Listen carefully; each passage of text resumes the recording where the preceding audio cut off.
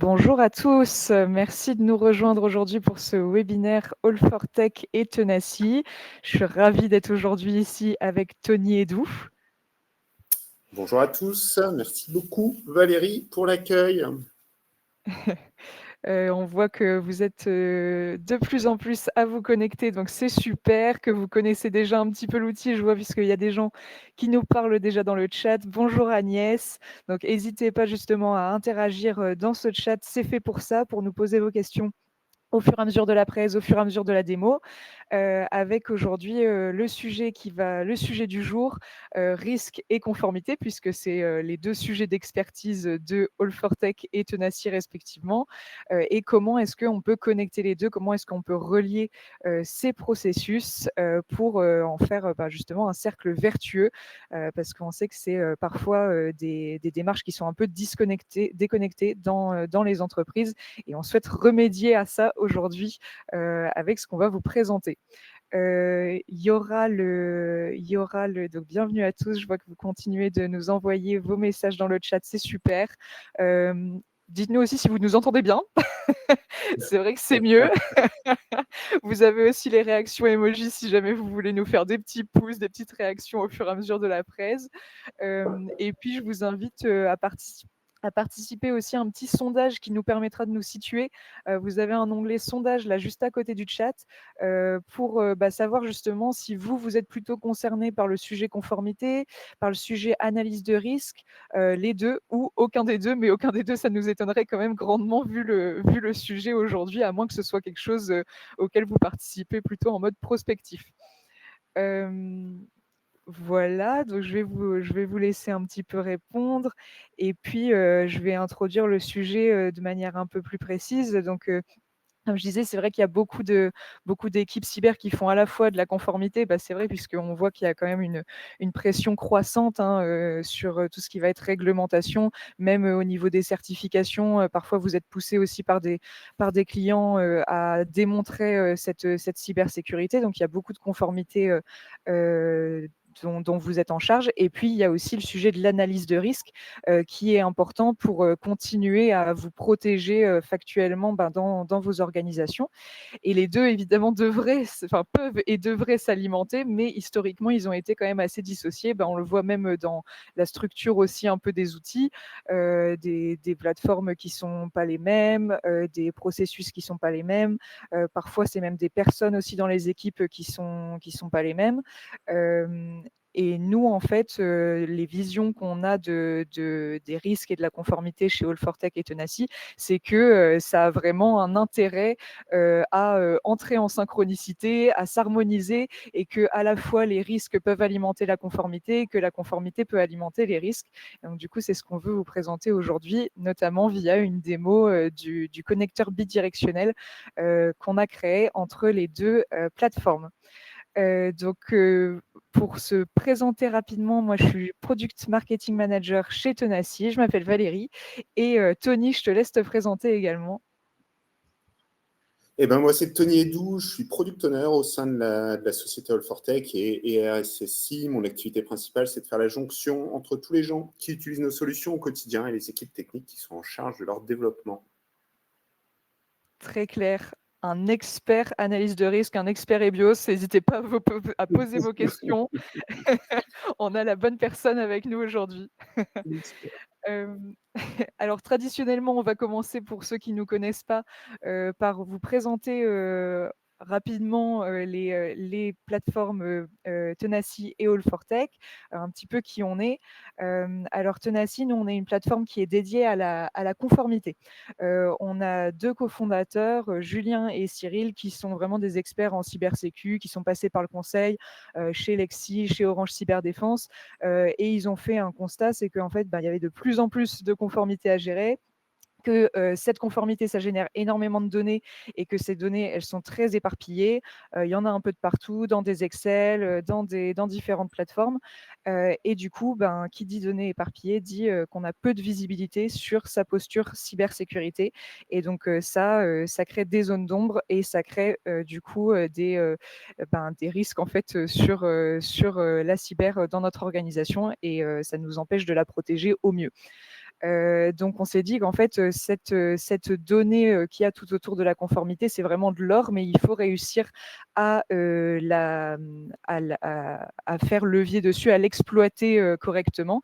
Et donc, du coup, c'est pour ça que Tenaci, comme vous voyez ici sur cette slide, il y a un cœur d'innovation, une base d'innovation qui permet de centraliser toute cette donnée, d'automatiser sa collecte en partie, et puis aussi de collaborer autour de tout ce qui va être conformité, pour vous permettre de vous accompagner sur 3 moments phares dans la conformité, accélérer la conformité, et notamment accélérer tout ce qui va être aussi multi-confo, puisque ça, c'est une de nos forces chez Tenaci.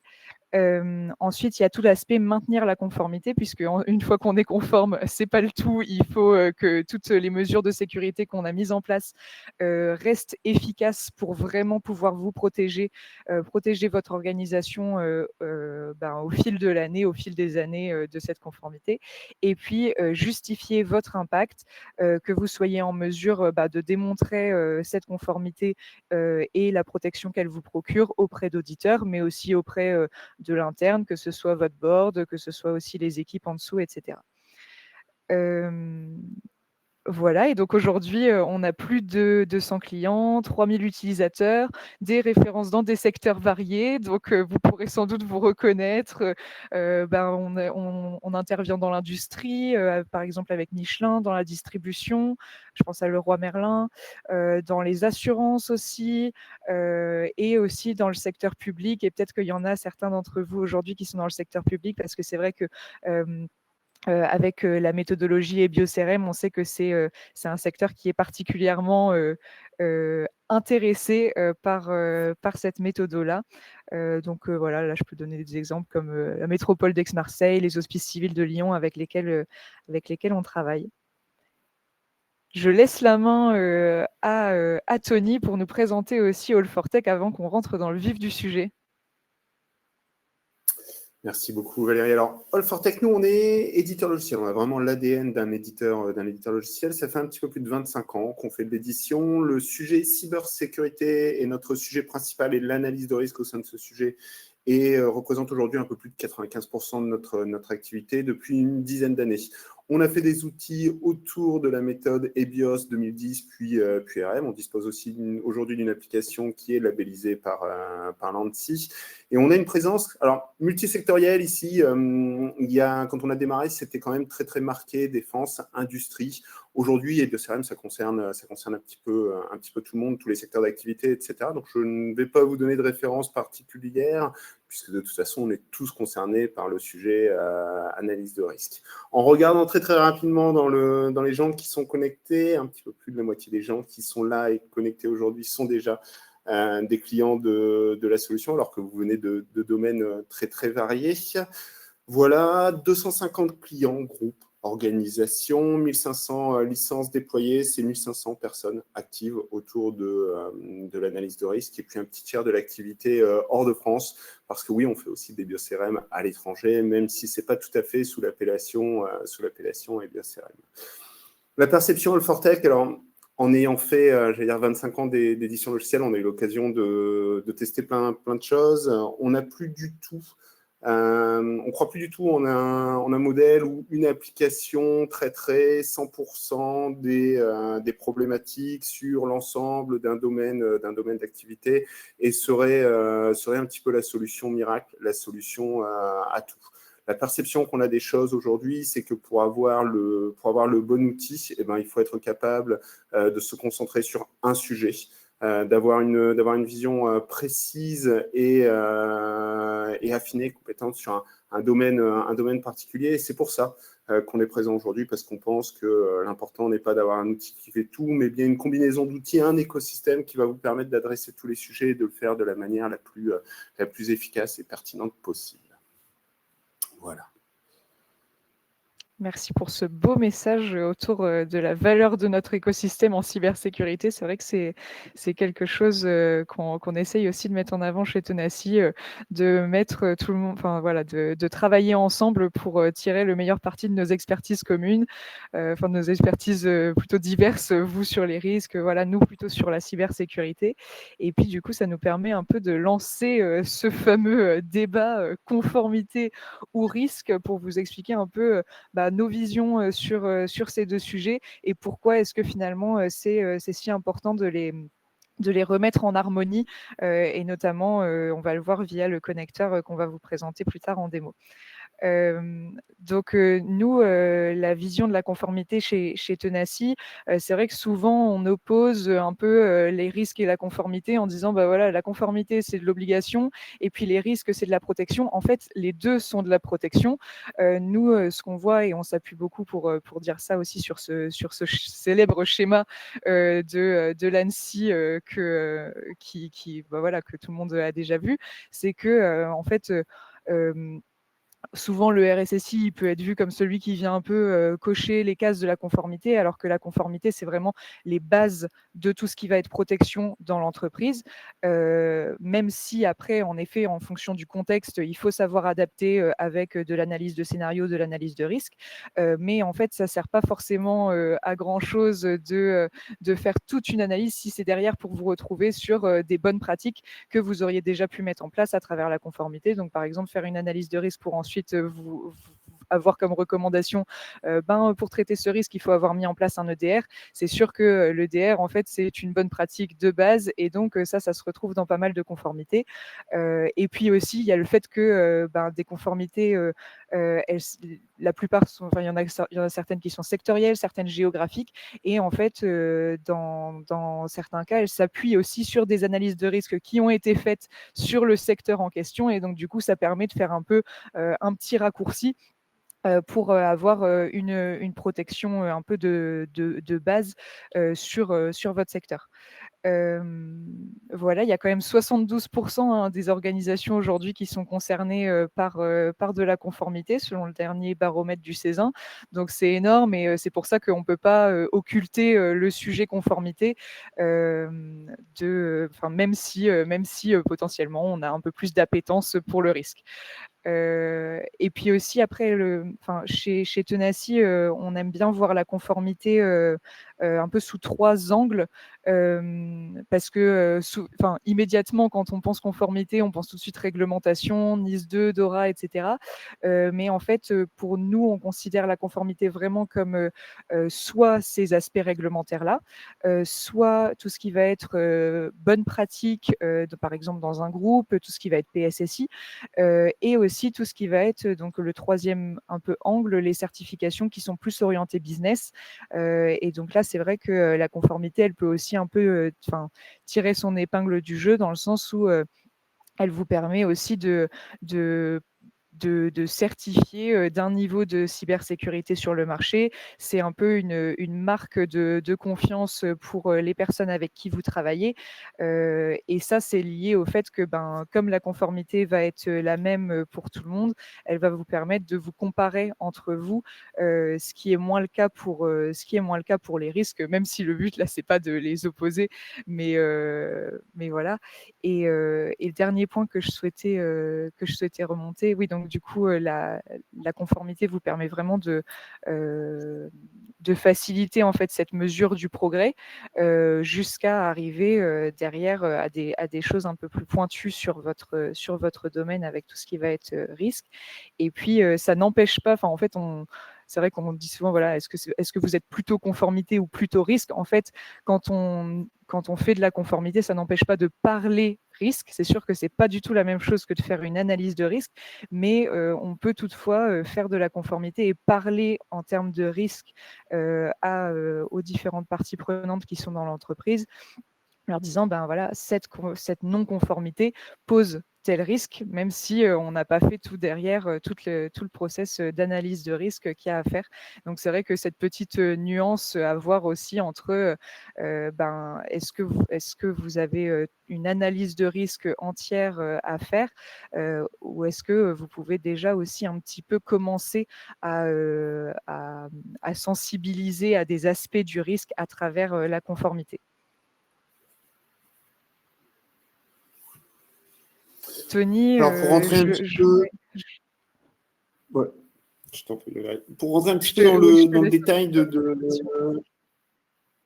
de l'activité analyse de risque. Alors, j'aime beaucoup ce chiffre de 72% des organisations sont concernées par des obligations de conformité. C'est un chiffre qui progresse, rapidement.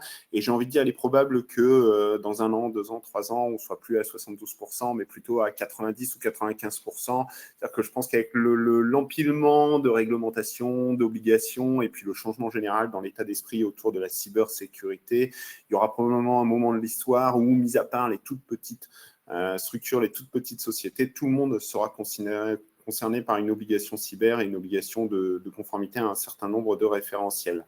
C'est quelque chose qu'on, en tant qu'éditeur et travaillant au sein d'une PME, même pour nous, aujourd'hui, cette obligation existe, elle est présente et elle est de plus en plus présente.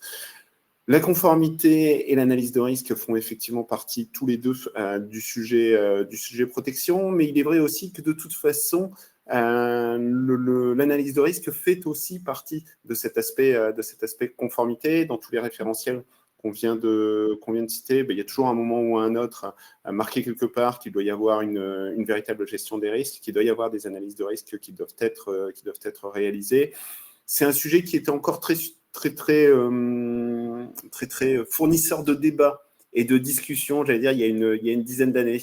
Conformité et gestion des risques étaient souvent vues de manière très perpendiculaire, y compris dans des secteurs. Aujourd'hui, vous allez hors de France, vous regardez les référentiels américains, d'autres référentiels anglo-saxons, etc. Même chez eux, où pourtant la culture du risque n'est pas une culture très immédiate, ils ont une approche beaucoup basée sur la conformité, et ben, c'est des choses qui sont en train de changer, où l'analyse de risque devient un sujet central. Donc, effectivement, d'une manière ou d'une autre, que ce soit pour l'analyse de risque en soi, pour la gestion des risques ou pour répondre à un besoin de conformité, il est difficile d'échapper à cette activité. C'est encore une activité qui est parfois perçue comme étant une activité d'expert, comme étant quelque chose qui est à faire de manière un petit peu silotée, un petit peu isolée. Ça a tendance à changer. Les gens qui déroulent des analyses de risque essaient de plus en plus de les ouvrir un maximum. Et en tout cas, EBIOS-CRM a été pensé pour ça. L'analyse de risque et la méthode EBIOS-CRM sont vraiment des supports de communication, quelque chose qui doit permettre d'emmener à la fois les métiers, les gens qui seront impactés par l'analyse de risque qui est réalisée, par les risques qui sont identifiés, par les mesures de sécurité qui vont être mises en place, et puis à la fois les décideurs, les gens qui vont accepter de porter les risques, mais aussi accepter de financer la mise en œuvre des mesures de sécurité répondant à la fois à l'aspect conformité et puis aux risques un petit peu spécifiques qui ont été identifiés dans l'analyse, dans une approche un petit peu plus construite autour de scénarios et pas simplement sur un aspect normatif. Alors, pour complémenter, j'allais dire, pour aborder la question de la complémentarité entre les deux sujets, l'analyse de risque a besoin définitivement de la conformité, tout simplement parce que sans conformité initiale, sans la base de ce socle de sécurité, le travail qui est à fournir dans le cadre d'une analyse de risque devient insupportable, devient ingérable. La réalité du socle, c'est ça, c'est de permettre de rendre pertinent la réalisation d'analyse de risque vis-à-vis de l'effort qu'on est prêt à fournir sur ce sujet, du temps qu'on est prêt à investir et de la plus-value qu'on va créer sur ce genre d'activité.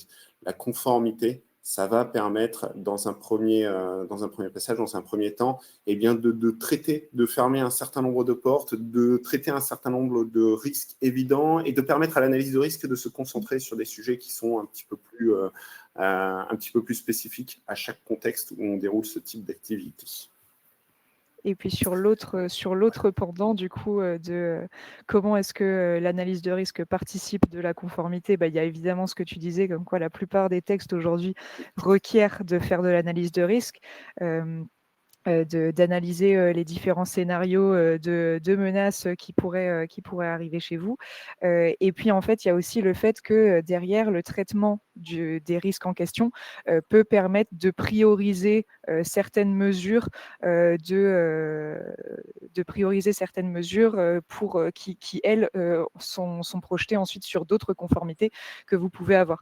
Par exemple, si on vous demande de mettre en place un programme de sensibilisation pour gérer tel risque, et ça va peut-être le prioriser un petit peu dans votre plan d'action pour atteindre telle ou telle conformité. Et donc, du coup, c'est là aussi où c'est intéressant d'avoir cette centralisation, puisque en fait, entre les mesures qui vont être mises en place pour le traitement des risques et celles qui vont être mises en place pour la conformité, il peut y avoir des recoupements. Complètement. Pour donner un petit peu, j'allais dire, un exemple concret de choses qu'on a pu rencontrer sur le terrain, il y a une dizaine de jours, on assurait un déploiement chez un client qui est issu du secteur bancaire. Alors le bancaire, la gestion du risque dans le secteur bancaire, vous imaginez bien, c'est quelque chose qui est extrêmement ancien, extrêmement processé, extrêmement structuré. Donc c'est des gens chez qui il y a rarement le besoin d'amener un discours du style « il est important de réaliser des analyses de risque », ça fait partie de leur ADN, ça fait partie de leur façon de travailler. Chez ces gens, on s'est aperçu pendant la phase de déploiement qu'en réalité, il y avait une équipe conformité avec laquelle on avait eu jusque-là assez peu de discussion. Il y avait une équipe gestion des risques, que les deux, effectivement, utilisaient des informations qui étaient des informations parfois communes, mais que cette synchronicité, pour reprendre le très joli terme que tu avais choisi, Valérie, cette synchronicité, elle n'était pas mise en œuvre de manière technique. Il n'y avait pas de plateforme qui leur permettait d'associer les deux.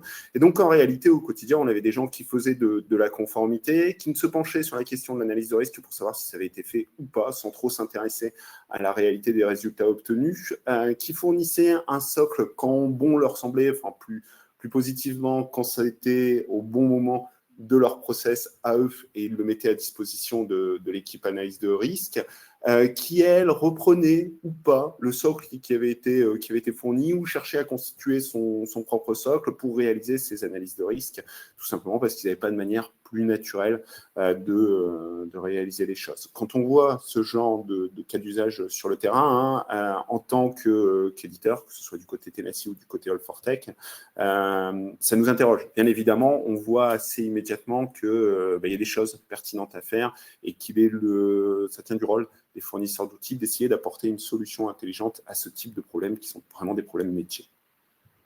Solution intelligente qu'on va essayer de vous démontrer maintenant. Comment est-ce que les risques peuvent se nourrir de cette conformité et inversement, puisque le titre de notre webinaire, c'est quand même boucler la boucle entre les deux, et donc il y a bien une double interaction ici. Alors j'en profite pour partager mon écran. Vous allez me dire si vous voyez bien. C'est bon. C'est bon, super. Donc là, on va vous montrer un petit peu comment est-ce que nous, on permet de mettre en synchronicité, pour reprendre encore ce terme, l'analyse de risque et la conformité à travers la connexion entre All4Tech et Tenaci. Et donc, on va commencer cette boucle avec la conformité. C'est pour ça que je débute cette démo, et je vais essayer de vous montrer rapidement quelles données et quelle logique il y a derrière la donnée qui va transiter, qui va alimenter l'analyse de risque. Alors, une des premières choses qu'on fait avec nos clients quand ils rejoignent Tenaci, c'est qu'on va venir modéliser leur organisation sous forme de périmètre. Donc, on a un arbre un petit peu comme celui-ci. Et là, c'est important parce que en fait, sur All4Tech, ensuite, on va le voir, on fait une analyse de risque sur un périmètre précis. On ne fait pas une analyse de risque sur l'ensemble de son organisation. Et donc, ici, je viens vous montrer ça dans Tenaci, puisque nous, on va faire cette démo sur le périmètre Singapour. Et donc, dans Tenaci, qu'est-ce que c'est qu'un périmètre? Ça peut être une entité, ça peut être une filiale, ça peut être un SI. Et l'idée, c'est que en fait, c'est un peu une bulle dans laquelle il y a différents objectifs de sécurité qui ont été affiliés. Donc, par exemple, ici, je sais que Singapour doit répondre au guide d'hygiène de l'ANSSI, doit répondre à ISO 27002 et puis a aussi une PSSI groupe auquel ce périmètre doit être conforme. Donc voilà un peu pour ce premier objet important dans la connexion entre All4Tech et Tenaci. Donc si on vient faire une analyse de risque sur Singapour, on va vouloir récupérer les données de conformité, les données du socle de sécurité de Singapour. La deuxième chose qui est importante de comprendre, de voir dans Tenaci, c'est l'aspect politique. Puisque c'est ça aussi qui va remonter dans All4Tech derrière. Donc chez Tenaci, on utilise le terme politique, ça peut être un référentiel, un framework, une certification, voilà, enfin, tout ce qui va être conformité, en gros un texte auquel on doit se conformer. Nous, on appelle ça une politique, mais ça peut être, voilà, j'utiliserai indifféremment le terme référentiel, framework. Donc au catalogue Tenaci, on en a plus de 45 aujourd'hui qui sont modélisés. Et quand je dis modélisés, en fait, ce que ça veut dire, c'est que on n'a pas juste fait un copier-coller de la politique pour le mettre à votre disposition dans Tenaci.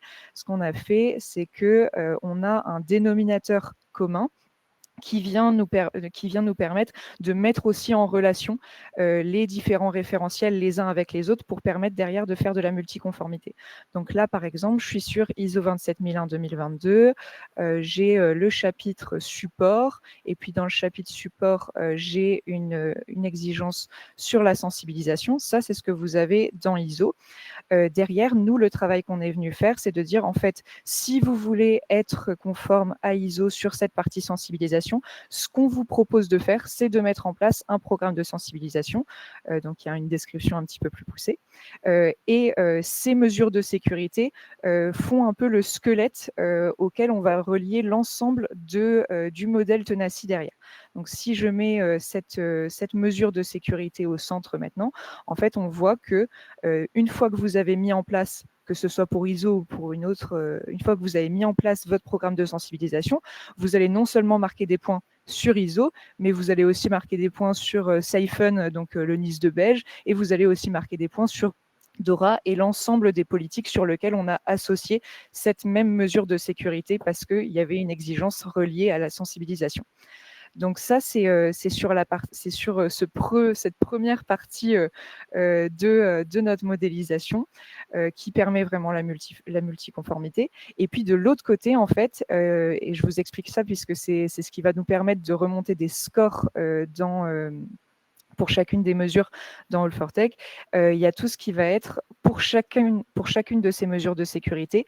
On associe également des contrôles permanents, des tâches récurrentes et des indicateurs qui vont du coup nous permettre de mesurer en continu et de manière factuelle si non seulement vous l'avez mis en place, c'est très bien, mais aussi si c'est efficace cette mise en place et si ça vous protège vraiment, parce que si on a un programme de sensibilisation qu'on a déclaré faire trimestriellement, mais qu'en fait on le fait annuellement, c'est sûr que ça va un peu moins nous protéger que ce qui était pensé à la base. Voilà, et donc je vais vous montrer peut-être rapidement pour ceux qui ne connaissent pas trop un petit peu comment ça se gère ensuite. Donc quand vous avez des mesures de sécurité à mettre en place, tout va être centralisé dans Tenaci. Vous allez avoir votre plan d'action avec les mesures à mettre en place et sur lesquelles vous allez pouvoir aussi déléguer les différentes actions, suivre un petit peu où vous en êtes, avoir des relances automatiques pour les personnes qui sont en charge de ces différentes actions. Et sur la partie plutôt maintien en conformité, et c'est ce que je disais c'est aussi un des aspects qui nous permet de calculer un vrai score, c'est cet aspect contrôle permanent. Et donc là, du coup, vous pouvez voir que sur la revue des accès privilégiés, c'est quelque chose que je dois faire trimestriellement. En juin de l'année dernière, je ne l'ai pas fait. Ici, je l'ai fait. Ici, je l'ai fait. Là, c'était pas terrible. Et donc, du coup, ces informations-là qui sont toutes centralisées dans Tenaci, et qui reflètent en fait votre travail quotidien, permettent de derrière tirer un score précis, factuel, sur le niveau de protection que vous apporte réellement chacune des mesures de sécurité mises en place. Voilà.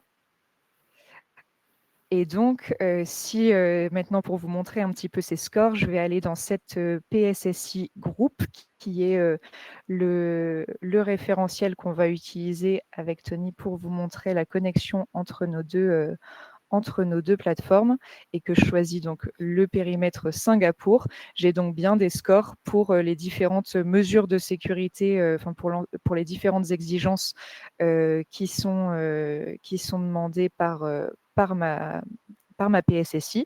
Et puis, à l'intérieur, j'ai les dispositifs. Et donc, du coup, là, j'ai des scores aussi qui sont associés en fonction de est-ce que j'ai mis en place, est-ce que je n'ai pas mis en place, est-ce que j'ai contrôlé et est-ce que c'était efficace, ou est-ce que j'ai contrôlé et que ce n'était pas efficace. Quels sont les indicateurs quels sont les indicateurs et les scores et leur niveau associé qui me permettent de dire que cette campagne de sensibilisation, cette charte, ont été efficaces ou n'ont pas été efficaces, ou ont été bien mis en place ou moins bien mis en place. Voilà un peu pour vous présenter rapidement les données qui vont pouvoir alimenter derrière tout ce qui va être analyse de risque côté All4Tech. Et donc, du coup, je laisse la main à Tony. J'espère que c'était assez clair. En tout cas, j'ai essayé de faire synthétique.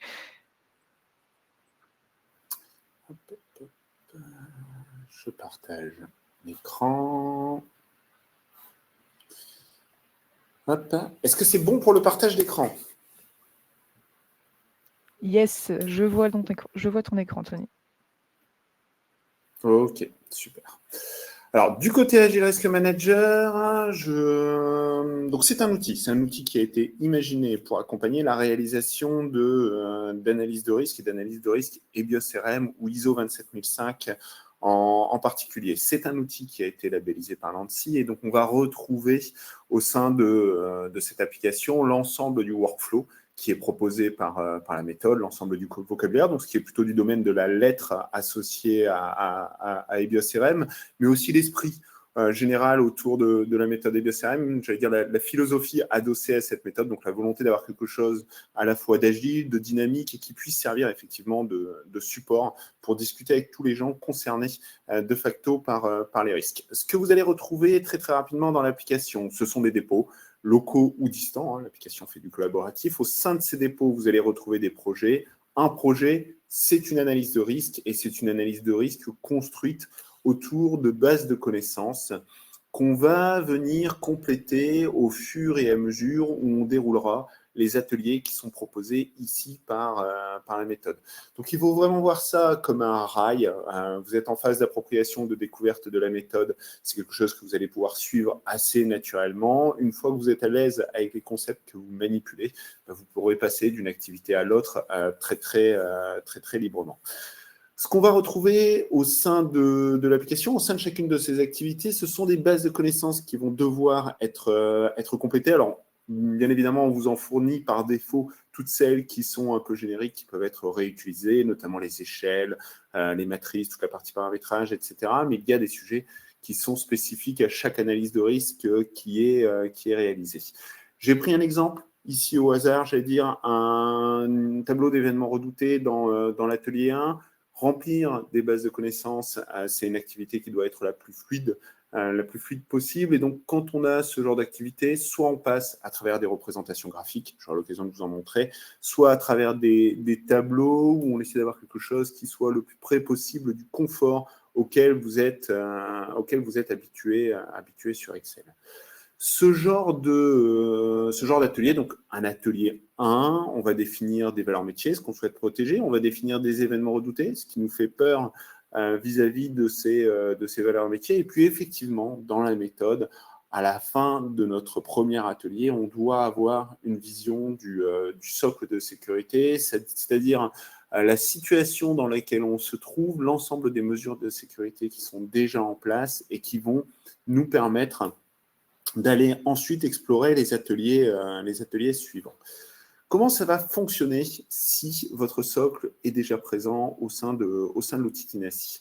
Vous allez disposer d'un import, donc c'est quelque chose que vous déclenchez à la demande, et ce sur quoi on va vous solliciter, si on va vous demander l'URL de l'instance sur laquelle vous travaillez. Ici, c'est une instance de démo, et une clé qui correspond soit à un périmètre, soit à un ensemble de périmètres. Vis-à-vis de ce que vient de montrer Valérie, ici, la clé a été paramétrée pour offrir le périmètre le plus restreint possible, que ça reste le plus lisible et le plus direct dans le cadre de cette démo. Et donc, on va retrouver notre sous-périmètre Singapour. Je pourrais avoir plusieurs périmètres. Je pourrais décider d'avoir une analyse de risque qui porte en réalité sur 2 ou 3 sous-entités au sein de Tenacity. Ça ne pose pas de difficultés particulières, même si en termes de pratique, en réalité, on essaie d'avoir des analyses de risque qui soient le plus segmentées possible. Une fois qu'on a sélectionné son périmètre, on va avoir accès à l'ensemble des politiques de sécurité qui s'y appliquent. Ici, on va retrouver notamment notre PSSI Group, mais il y a d'autres référentiels qui ont été identifiés, qui seront matricés. Et à partir de cette PSSI Group, je vais pouvoir récupérer l'ensemble des mesures de sécurité. J'ai le choix du type de score qui m'intéresse. Les 3 ne couvrent pas tout à fait la même chose. Et je vais pouvoir les réintégrer dans l'application. Le résultat que je vais obtenir, c'est un résultat de ce type-ci. Alors, on va réduire un tout petit peu la voilure. Hop, voilà. On va retrouver l'ensemble des mesures de sécurité. À chaque fois, j'allais dire le chapitrage, l'organisation qui a été défini du côté Tenacity. On va récupérer l'ensemble de la description en français, en anglais, en fonction de ce qui a été paramétré, et les pourcentages d'application. Dans AG Risk Manager, les échelles d'application, de gravité, de vraisemblance, etc., sont des échelles libres. Donc là, ça nous permet de vraiment aller rechercher l'ensemble de l'échelle Tenacity pour pouvoir l'appliquer sur les mesures de sécurité qu'on récupère. Ce qui veut dire qu'à partir de là, à chaque fois que vous allez réaliser une mise à jour de votre référentiel du côté Tenacity, de votre socle, vous n'aurez qu'un apport à jouer. Donc la mise à jour se fera automatiquement une fois que la première instance aura été créée, mais vous n'aurez qu'un apport à jouer pour être sûr que votre analyse de risque, que ce que vous utilisez en termes de socle de sécurité du côté Agile Risk Manager est pertinent vis-à-vis de ce que vous avez indiqué dans le suivi de vos plans de traitement ou de votre conformité du côté Tenacity. Très rapidement, ces mesures de sécurité, ensuite, elles vont nous servir à quoi? Alors, je vais passer sur les activités qu'on peut avoir aux ateliers 2, 3 ou 4. Donc, je vous ai montré un tableau, complétion de base de connaissances sous la forme de tableau. On va aussi avoir des étapes où on va plutôt venir bosser sur des représentations graphiques. C'est des choses qui sont soit générées par l'application, soit sur lesquelles vous pouvez bosser directement. Si vous avez déjà fait de l'EBIOS-CRM, ces radars, vous y avez déjà été confronté, ils sont c'est des graphiques un peu iconiques vis-à-vis de la méthode, mais vous allez aussi retrouver dans l'application des choses qui ressemblent à des choses comme ça, à des arbres d'attaque. Ce n'est pas tout à fait le terme consacré ici, on est dans des scénarios opérationnels, soit de manière très structurée, là où ça correspond exactement à la doxa de la méthode, à ce qu'on peut retrouver dans les supports de formation, etc., soit de manière un petit peu plus libre, si vous avez envie de faire des représentations qui soient des représentations plus faciles à partager, si ça correspond un petit peu plus à la culture de votre organisation, à votre façon de travailler. Ça fait un petit peu lien avec ce que je vous disais tout à l'heure, une analyse de risque et une analyse de risque EBIOS-CRM, de facto, c'est un support de communication. On veut produire des choses qu'on va pouvoir partager avec tout le monde et sur lesquelles on va être compris très facilement. Typiquement, le socle de sécurité que j'ai importé depuis Tenacity, je vais pouvoir m'en servir au moment de faire de la remédiation directement sur mes scénarios opérationnels. C'est-à-dire que je vais avoir la possibilité de dire, OK, moi, ce qui m'intéresse, ça va être les mesures de sécurité. Et l'application va me valoriser assez naturellement toutes les mesures qui ne sont pas déjà appliquées à 100%. Donc, on passe d'une situation où j'ai un socle dans lequel j'ai 10, 100, peut-être plus de mesures de sécurité, et l'intégration entre Tenacity et Agile Risk Manager, ça va permettre de rester complètement synchro vis-à-vis de ce socle, et puis en même temps d'avoir un choix de mesures qui soit pertinent vis-à-vis du travail qui a déjà été réalisé en amont. Une fois qu'on a réalisé ces activités sur les ateliers 2, 3, 4, on va avoir des choses de ce type-là. On va sortir une cartographie qui est une cartographie du risque, quelque chose d'assez classique que vous avez l'habitude de voir. Gravité d'un côté, ça vient de nos événements redoutés. La vraisemblance de l'autre, où on se retrouve avec quelque chose qui est issu des scénarios opérationnels. Cette matrice, elle va nous servir de point d'entrée pour la constitution d'un plan de traitement. C'est ici, plan de traitement qu'on va pouvoir alimenter à nouveau, c'est le cas ici, avec les mesures qu'on a, soit qu'on vient chercher manuellement, cherry-piquer dans les référentiels issus des référentiels Tenacity, de la plateforme Tenacity, soit qu'on vient réappliquer, reconstituer semi-automatiquement, parce que justement, on a déjà fait l'effort dans les ateliers 2, 3, 4 de commencer à associer des mesures de sécurité. Une fois que ce travail sera fait, alors typiquement, là, j'ai une mesure de sécurité associée à un ou à plusieurs risques qui a déjà un niveau d'avancement et auquel on va pouvoir réattacher une échéance de mise en œuvre. Et ça va permettre ensuite de générer une évaluation du risque résiduel pour chacune des échéances qui va nous intéresser.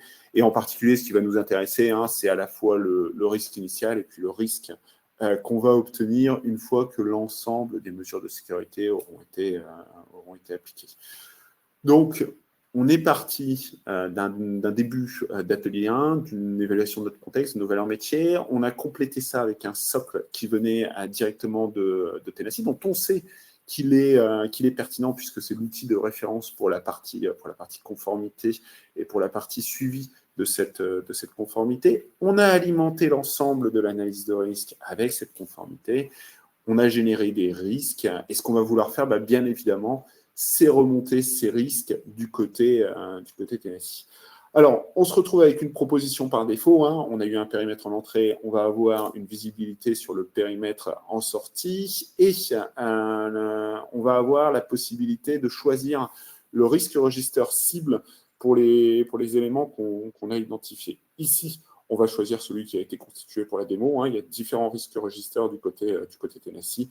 Et on se retrouvera avec la possibilité de sélectionner les risques qu'on veut effectivement exporter. Il y a parfois des choses où il y a certains risques qu'on voudra laisser sur le côté. Tous les risques ne remontent pas forcément du côté pilotage, mais c'est quelque chose sur lequel l'utilisateur a la main. Je vais te rendre la main, Valérie, pour que tu puisses montrer où tout ça finit du côté Tenacity. Ça marche et moi j'en profite pour, pendant ma petite configuration, vous pousser ce lien de démo vers All4Tech si vous souhaitez découvrir un petit peu plus Agile Risk Manager, comment ça fonctionne. Vous avez le lien ici et je vais repartager mon écran pour boucler la boucle justement. Donc, on se retrouve dans notre partie risque chez Tenacity. Et donc là, vous avez le registre All4Tech Demo dans lequel Tony vient de m'envoyer les risques. Et donc, ça se présente de la manière suivante. Vous avez de manière classique aussi cette représentation vectorielle des différents risques qui ont été envoyés. Donc, nos 5 risques ici présents, avec différentes données que vous pouvez visualiser, le niveau initial qui a été donné par All4Tech, le niveau minimal possible pour ce risque, et puis ensuite le niveau cible qui correspond au niveau que vous pouvez atteindre grâce au plan de traitement que vous aurez déclaré dans Tenaci et qui est alimenté par All4Tech. Et puis le niveau courant, puisque en fait, comme vous gérez les actions liées à ce plan de traitement à l'intérieur de Tenaci, on va être capable de vous dire à tout moment quel est votre niveau courant par rapport à votre niveau cible sur tel ou tel risque. Donc, je vous montre très rapidement ce plan de traitement. Donc ici, je n'ai associé aucune mesure de sécurité pour le moment. Et ce que m'a renvoyé All4Tech, ce sont des suggestions pour ce plan de traitement. Et donc, par exemple, je peux choisir de venir associer à mon risque la gestion des dérogations et, mettons, la définition des objectifs sécurité et le corpus documentaire pour que ça apparaisse ensuite dans le plan de traitement de mon risque. Je ne sais pas pourquoi ça n'a pas fonctionné ici. Et donc, ceci va vous permettre, comme vous gérez ensuite vos actions dans Tenaci, d'avoir votre niveau courant qui va venir évoluer au fur et à mesure de ces actions, si elles sont terminées, si elles sont effectuées, etc.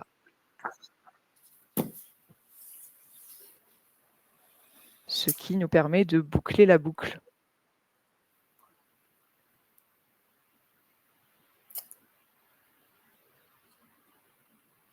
Très bien.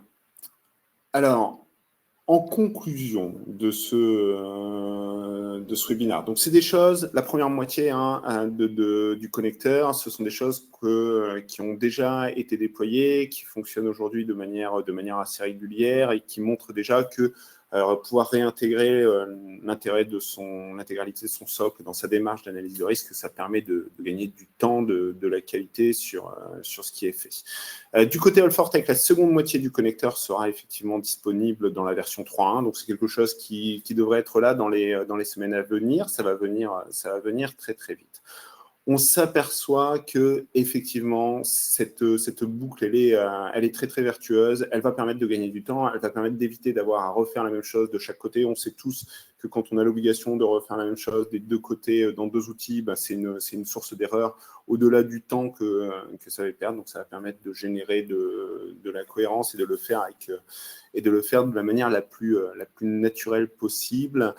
Et que ça va permettre, alors boucler la boucle est vraiment la bonne expression, mais d'apporter une véritable réalité à l'idée que la conformité doit alimenter la démarche d'analyse de risque et doit la rendre la plus factuelle, la plus proche possible de ce qui a été relevé sur le terrain.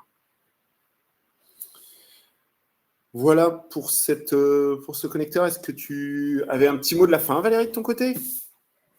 Eh bien, écoutez, oui. Alors déjà, je viens de comprendre, c'est qu'avec mon petit track, j'avais cliqué sur le bouton supprimer du risque au lieu de associer au plan de traitement.